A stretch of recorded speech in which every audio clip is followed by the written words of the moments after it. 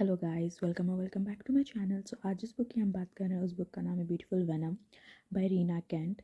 और आज इस वीडियो में हम कवर करने वाले हैं चैप्टर नंबर 6 और चैप्टर का नाम है डालिया। तो चलिए एक्सप्लेनेशन स्टार्ट करते हैं।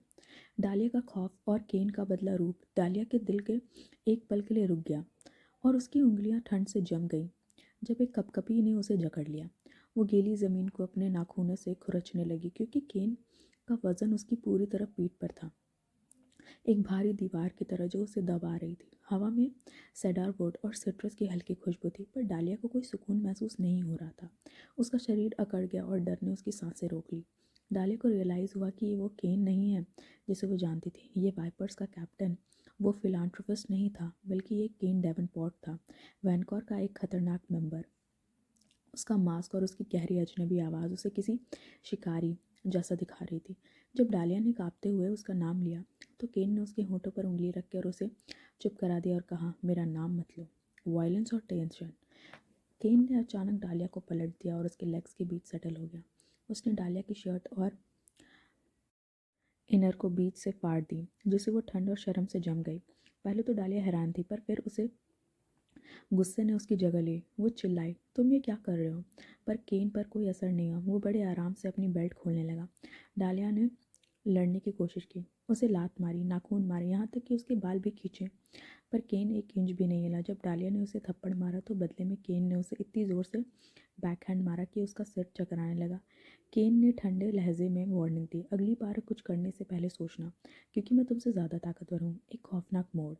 डालिया ने हार नहीं मानी और फिर उसके बाल खींचे और केन ने उसकी पोनीटेल पकड़कर इतनी ज़ोर से खींचा कि डालिया को लगा उसकी गर्दन टूट जाएगी। जब डालिया ने गलती से उसके प्राइवेट पार्ट पर लात मार दी तो केन ने बदले में उसे इतनी ज़ोर से हिट किया कि डालिया की आंखों के आगे अंधेरा छा गया।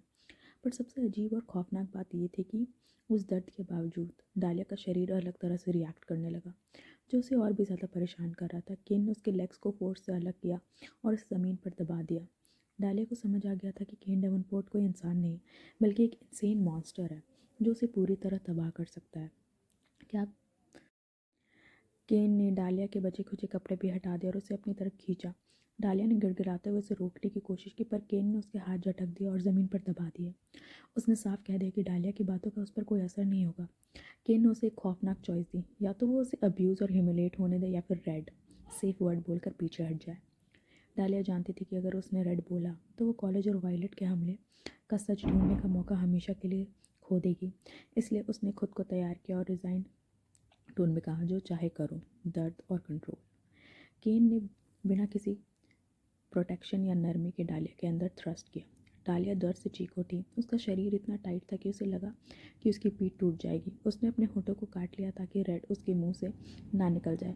केन बिल्कुल रोबोट की तरह डेलिबरेट और कंट्रोल तरीके से मूव कर रहा था। डालिया को लगा जैसे वो कोई इंसान नहीं, बल्कि केन के आज के एजेंडा का सिर्फ एक टास्क है। वो केन ने उसे रिलैक्स होने को कहा और धमकी दी कि अगर वो टाइट रही तो वो होल चेंज कर देगा। तो डालिया डर के मारे और ज़्यादा अकड़ गई। उसने कोशिश की कि वो अपनी सांसें कंट्रोल करे और इस दर्द के ख़त्म होने का इंतज़ार करे। डालिया ने हिम्मत करके केन को प्रवोक किया और कहा कि अगर वो जेंटल होता तो शायद वो ज़्यादा वेट होती। केन ने चिढ़कर उसे दिखाया कि जेंटलनेस क्या होती है। उसने डालिया के रिस्ट छोड़े और उसे प्लेजर देना शुरू किया। धीरे धीरे डालिया का शरीर रिलैक्स होने लगा और वो अनजाने में मॉर्निंग करने लगी। लेकिन जैसे ही डालिया को मज़ा आने लगा, केन ने उसे याद दिलाया कि ये सब उसके प्लेजर के लिए नहीं है। उसने डालिया का गला पकड़ लिया और इतनी ब्रूटल तरीके से थ्रस्ट किया कि डालिया की चीख निकल गई। उसने कहा, यह सिर्फ मेरी सेटिस्फैक्शन के लिए है, तुम्हारा बॉडी सिर्फ यूज़ होने के लिए बना है। केन केन की रफ्तार और उसके ह्यूमिलिएशन भरे वर्ड्स ने डालिया के अंदर एक अजीब सा तूफान पैदा कर दिया। वो दर्द और प्लेजर के बीच इतनी बुरी तरह फंस गई कि जब फाइनल वेव आई तो डालिया हैरत और खौफ में रह गई, क्योंकि उसने पहले कभी ऐसा इंटेंस और कैसे फील ही नहीं किया था।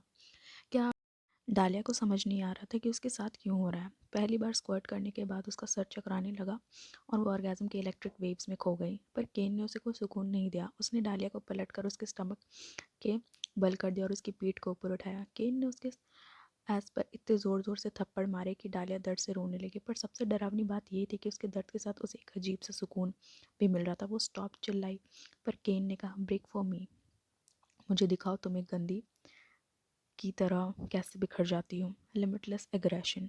केन ने फिर से उसके अंदर थ्रस्ट करना शुरू किया। डालिया ने गिड़गिड़ाते हुए उसे रोकने की कोशिश की, पर अंदर से एक हिस्सा चाहता था कि वो ना रुके। उसने अभी भी सेफ वर्ड रेड नहीं बोला था, हालांकि वो उसकी ज़ुबान पर था। केन उसे एक फकडॉल की तरह यूज़ कर रहा था, अपनी सारी एग्रेशन डालिया पर निकाल रहा था। डालिया की हालत ख़राब हो रही थी, उसकी थाइस पर स्वेट और जूसेस बह रहे थे, उसका शरीर दर्द से थरथरा रहा था। पर जैसे ही डालिया एक और ऑर्गेज़म के करीब पहुंची, केन अचानक बाहर निकल गया। उसने ठंडे लहजे में कहा, मैंने कहा था ना, ये तुम्हारे बारे में नहीं है। तुम आज के लिए काफ़ी बार कम कर चुकी हो। आखिरी ह्यूमिलेशन और सच्चाई। केन ने डालिया को फिर से पलट दिया और उसके चेहरे के ऊपर बैठ गया। उसने डालिया के बाल पकड़कर उसका सिर उठाया और उसके मुंह पर अपना प्राइवेट पार्ट हिट करते हुए कहा, अपना मुंह खोलो। डालिया इतनी थक चुकी थी, उसमें हिम्मत नहीं बची थी। केन ने उसके पूरे चेहरे पर कम कर दिया और उसे एक डोडी बुलाया। उसकी आंखों में कोई गर्माहट नहीं थी, जैसे वो कोई रोबोट है जिसे कोई फ़र्क नहीं पड़ता। केन ने खड़े होकर अपने कपड़े ठीक किए और कहा, अगर तुम चल सकती हो तो लेफ़्ट वाले दरवाजे से चले जाओ।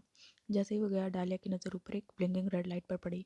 वो डर से काँप उठी जब उसे रियलाइज़ हुआ कि वहाँ एक कैमरा था। इसका मतलब था कि कोई परवर्ट बैठकर उसका ये ह्यूमिलिएशन लाइव देख रहा था। डालिया की कहानी का ये मोड़ काफ़ी डार्क है। तो यहाँ होता है ये चैप्टर ख़त्म। कल हम लोग बुक में कवर करेंगे chapter number 7। So stay connected, don't forget to like share comment subscribe to my channel. And also कल ब्लड ऑफ माय मॉन्स्टर की भी वीडियोस अपलोड होंगी, और अगर आप चाहते हैं कि मैं और भी कोई बुक एक्सप्लेन करूँ, then do let me know in the comment section and don't forget to like share comment subscribe to my channel. And thank you for pouring so much love to me, means a lot. And please don't forget to share your love in the comment section as well. Thank you so much.